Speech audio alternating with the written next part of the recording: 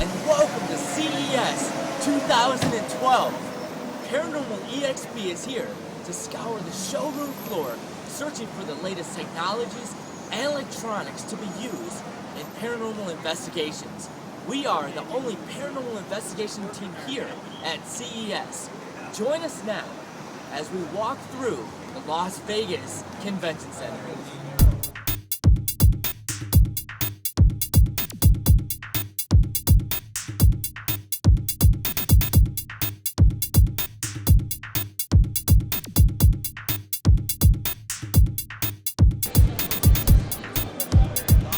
Are.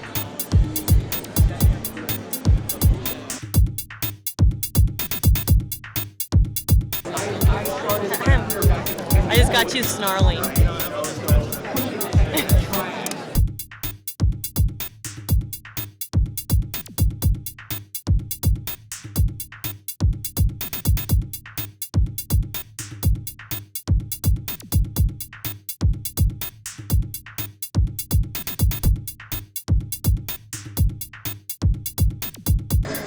Touchscreen TV controlling all these guys. Dot is Koji to its panoramic attachment for the iPhone 4 and 4S. Snaps right onto the phone, comes in a variety of neat colors. And with our special app, Looker, allows you to capture a full 360-degree field of view right on the phone. Wow. So to capture, I just turn it horizontally and capture like this. I can even put it right on a table like that. And it's capturing full 360-degree video. And when I'm done capturing, you can see, I can look, and they're putting it on the table. So you can see us, you can see your camera person, all shooting 360 degrees.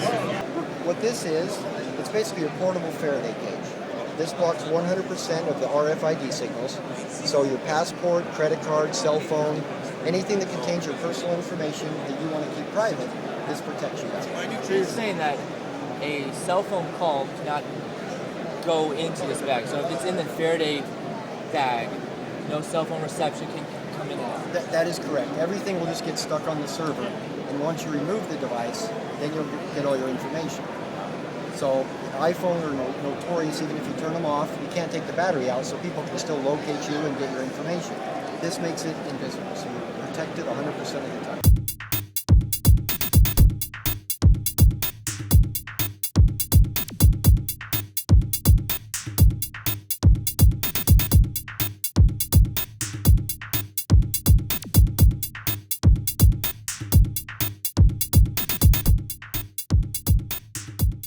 This feature right here is the infrared motion camera, and so you can see in the dark. The video resolution is quite clear, and I can show you how it's operated. Basically, with a simple swipe of your finger left to right or up and down, it'll make the camera's movement will mimic that. So if you are, for instance, on a business trip in China and your baby is in California in its crib at bedtime, you'll be able to see what's going on at home just by moving and rotating the camera. The camera rotates 350 degrees left and right and 70 degrees up and down. The other wonderful feature about it is if you hook up external speakers, you can have two-way audio on either end of it, as well as we can set motion and sound alerts. And it's not just setting motion and sound alerts on and off, but there are actually sensitivity levels that you can set from 0 to 10. So let's say you have a dog in the house and you're setting a sound or motion detector.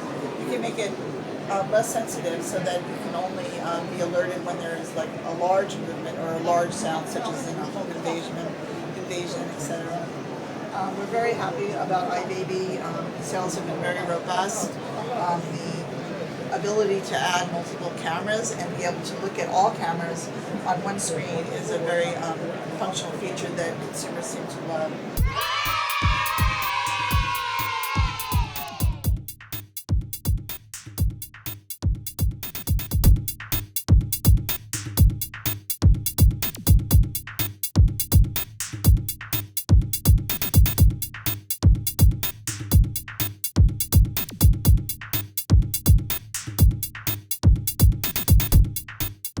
TS series, this is the Scout PS series.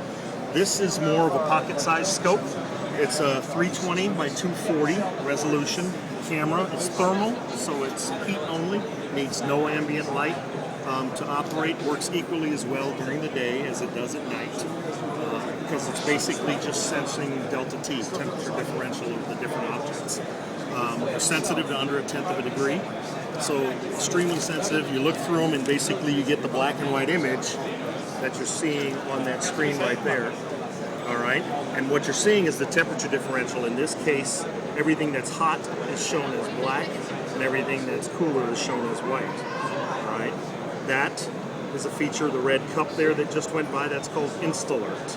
That's another color palette that's in both of these cameras, and what it does is it colorizes the hottest few percent, if you will, of objects in an image so that you can quickly identify them if you're out in the forest and there's a lot of clutter out there. If there's a person or an animal out there, you should be able to quickly and readily pull them out of the scene with InstAlert. This particular one is one that's new, just probably with about 8 months or so, E-series camera.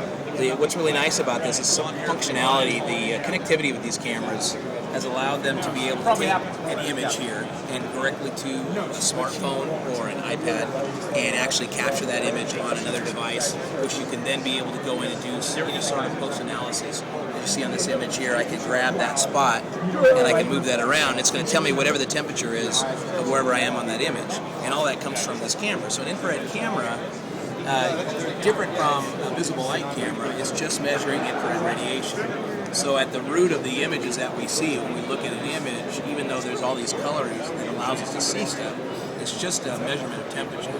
So what happens is it measures temperature, and then it takes a color palette, and it will apply a color unit to each area on those measurements, and then visibly I can see that. So whether I'm wanting to see something in the dark, or if I need to see something on an electrical component, anytime you have a bad connection, it's going to create a hotspot. So a lot of people use it for energy and on a home, so you can see for that as well.